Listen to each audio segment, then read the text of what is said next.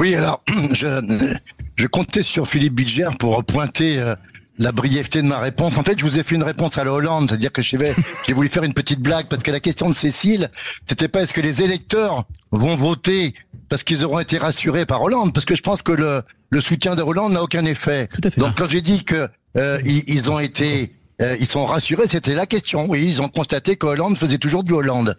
Mais c'est pas pour ça que je pense la parole de Hollande a une quelconque influence dans cette histoire. Hein. Pour être très précis, je crois que le Parti socialiste et les autres composantes de ce Front populaire essayent de nous faire passer, ou de faire passer en particulier aux commentateurs, un certain nombre de choses, en particulier cette fameuse union. Bon, il est faux de dire que la gauche est parti uni aux élections, et en particulier aux élections législatives. Appeler cette coalition électorale Front populaire, c'est quand même passer sous l'éteignoir de l'histoire le fait qu'au vrai Front populaire de 36, le Parti communiste a certes soutenu la coalition électorale, mais n'a pas participé au gouvernement. Donc il n'y avait pas de programme, il n'y avait pas de programme commun. Très clairement, c'était la SFIO, avec d'ailleurs deux leaders. On confond souvent, on pense que Blum était premier secrétaire, c'était pas le cas, c'était un dénommé Faure, qui est devenu munichois d'ailleurs, hein, sans référence à Olivier Faure, bon. Et c'est Blum qui a pris la présidence du Conseil. Bon, ça c'est la réalité de ce que c'est qu'un Front populaire. En 81, vous croyez que il y avait des candidatures uniques au premier tour pour la gauche? Mais pas du tout. Il n'y en a jamais eu. Même au meilleur moment du programme commun de l'Union de la gauche, entre 72 et jusqu'à ce que ça explose, en septembre 77, c'était des candidatures séparées, chacun sous sa casquette. Et comme on dit, ils se comptaient au soir du premier tour et il y avait ce qu'on appelle un accord de désistement républicain au deuxième tour. Ce qui permettait en quelque sorte de faire du premier tour une sorte de primaire à gauche. Bon, là, depuis 22, les choses ont changé. Monsieur Mélenchon a décrété qu'il fallait des candidatures uniques. Alors, en 22, évidemment, l'idée c'était de dire on peut pas arriver séparés au premier tour parce qu'avec le fameux seuil des 12,5% des inscrits qui oblige à faire soit un score supérieur à 12,5% des inscrits, soit être dans les deux premiers, on est éliminé d'office si on n'est pas qualifié avec ce seuil. Donc la nécessité, c'était l'urgence de l'union. Là, en 24, fort à parier que la mobilisation, compte tenu de la proximité du RN avec Matignon, si je puis dire, la mobilisation va jouer. Donc, il était tout à fait dans l'ordre des choses d'imaginer que chaque formation de gauche parte sous ses propres couleurs et se compte au soir du premier tour. Et d'ailleurs, LFI n'en voulait pas. Parce que si LFI avait accepté ce processus, LFI voulait l'accord, impérativement. La meilleure preuve, c'est que vous avez sans doute constaté comme moi que Jean-Luc Mélenchon s'est transformé de grand méchant loup en maire grand pour pas effrayer le petit chaperon rose. Donc très clairement, si vous voulez, il est évident que je crois que le PS a quand même encore une fois avalé son chapeau et Glucksmann qui se tait pendant 4 jours et qui ce matin tient des propos qui sont très, on va dire, à la fois solennel, mais en même temps assez émouvant à l'antenne de vos confrères de la radio publique, de France Inter, on voit bien qu'il y a une vraie gêne dans cette histoire. Alors, je terminerai d'un mot.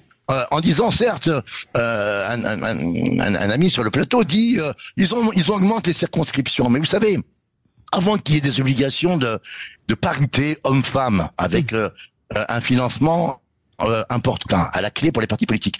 Les partis politiques, y compris bien sûr à gauche, réservaient des circonscriptions aux femmes. Alors ils disaient, oh là là, on a réservé 80 circonscriptions pour les femmes. Enfin, c'était quand même sans doute un vrai hasard pour lesquels, sur les 80 circonscriptions, il y en avait 3 qui pouvaient être gagnées. C'est ça. Voilà, par les femmes. Hein.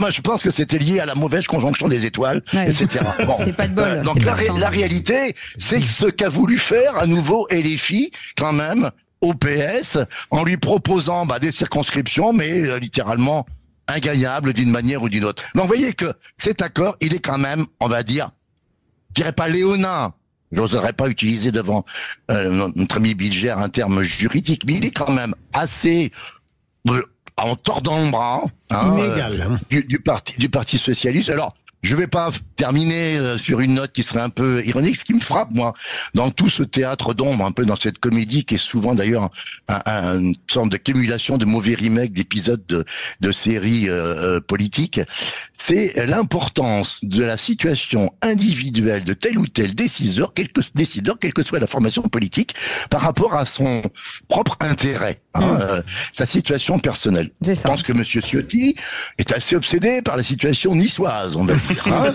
Je pense que Monsieur Faure est assez préoccupé par la situation de sa circonscription en région parisienne, en Seine-et-Marne. Il a plutôt intérêt à y aller en candidature unique. Bon, je livre ça à la réflexion.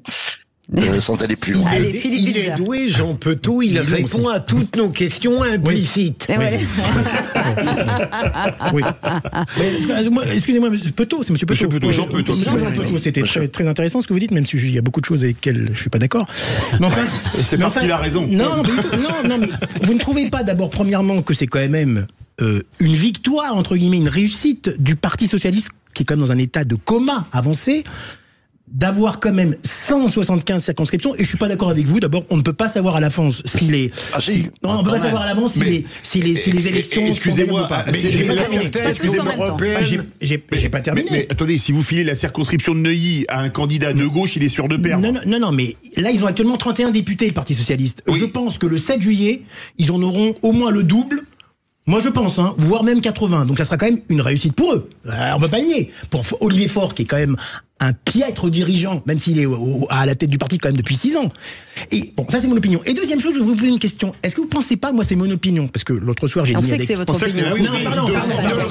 Oui, mais c'est chacun ses défauts, c'est mon opinion. Voilà. Votre opinion. Voilà. Non, excusez-moi, Philippe. Quelle est votre opinion? Jean, moi, l'autre soir, j'ai dîné avec un député de Renaissance, proche de Macron.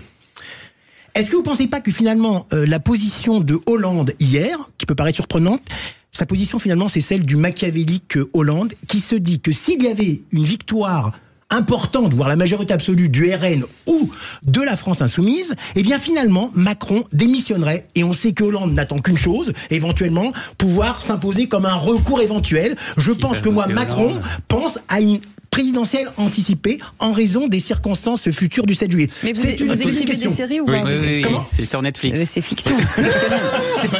Non. Jean Petot. Alors Jean Petot. Que François Hollande soit machiavélique, qui pratique le baiser de la mort ou le baiser qui tue. Non, mais pour ma question sur cette présidentielle anticipée, c'est une probabilité. Moi, je vais vous dire, je lis pas dans le mar de café. Je suis pas forcément un très bon pronostiqueur. Je pense que ça serait vraiment très surprenant que Emmanuel Macron démissionne. Consécutivement à cette séquence. Excusez-moi, personne ici ou partout dans la classe politique pensait qu'il allait dissoudre vendredi dernier. On s'est tous plantés. On n'est pas à l'abri. On n'est pas à l'abri avec Macron qui est en roue libre. S'il vous plaît, laissez répondre. Mais vous êtes totalitaire. On dirait Mélenchon. Ça va. Jean Petot. Allez. Pardon. Non, je pense que depuis, circulait. Moi, je suis pas dans les cénacles parisiens. Vous savez, quand on est en province, dans ce pays, à Bordeaux, on est loin de tout. On arrive en calèche à Paris. Tout ça, c'est un peu compliqué. Bon, mais c'était une hypothèse éventuellement. Si la défaite était très importante, il pouvait y avoir cet appui sur le bouton de l'article 12. Bon, de la dissolution. Non, ce que je crois, c'est qu'effectivement, on voit bien que chacun essaye de se positionner pour le coup suivant. Et on voit qu'il y a des espèces de, si vous voulez, on arrive au début de l'Euro là ce soir.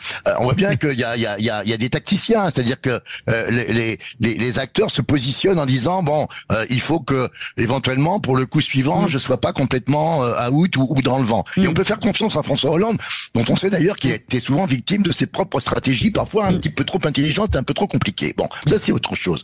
Ce qui est certain, c'est que il nous reste 10 secondes.